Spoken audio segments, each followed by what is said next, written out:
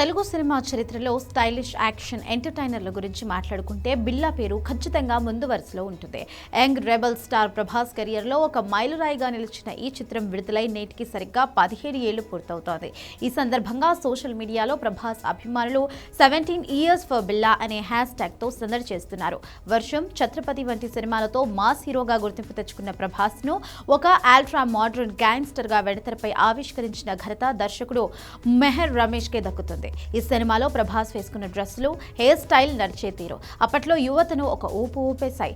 ముఖ్యంగా చిత్రంలో ప్రభాస్ ధరించిన బ్లాక్ షర్ట్స్, వైట్ టై కాంబినేషన్ ఇప్పటికీ ఒక ఐకానిక్ లుక్. ఈ సినిమాలో ప్రభాస్ రెండు విభిన్నమైన పాత్రల్లో కనిపించి మెప్పించారు.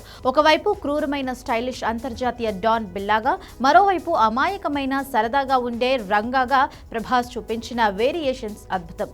బిల్లాగా ఆయన డైలాగ్ డెలివరీలో చూపిన గంభీరత్వం, రంగాగా చూపిన మాస్ బాడీ లాంగ్వేజ్ ప్రేక్షకులను విశేషంగా ఆకట్టుకున్నాయి. ఈ చిత్రంలో అనుష్క శెట్టి గ్లామర్ హైలైట్ గా నిలిచింది.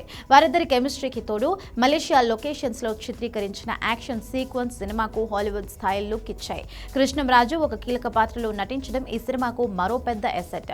మణిశర్మ అందించిన సంగీతం, ముఖ్యంగా my name is Billa song అప్పట్లో ప్రతి సెంటర్ లో మార్మోగిపోయింది.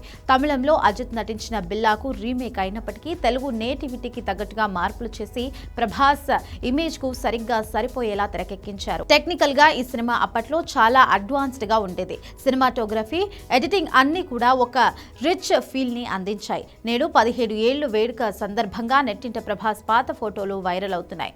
బాహుబలి కంటే ముందే ప్రభాస్ తన కటౌట్ తో నేషనల్ లెవెల్ అపీల్ సంపాదించుకున్న సినిమా ఇదేనని ఫ్యాన్స్ కామెంట్స్ చేస్తున్నారు. కాలం గడిచినా బిల్లా క్రేజ్ మాత్రం తగ్గలేదు. ప్రభాస్ తన కెరియర్ లో చేసిన బెస్ట్ స్టైలిష్ సినిమాల్లో ఇది ఎప్పటికీ టాప్ లో ఉంటుంది. డార్లింగ్ నుంచి బిల్లా లాంటి మరొక ప్యూర్ స్టైలిష్ యాక్షన్ సినిమా కోసం అభిమానులు ఇప్పటికీ ఎదురు చూస్తూనే ఉన్నారు.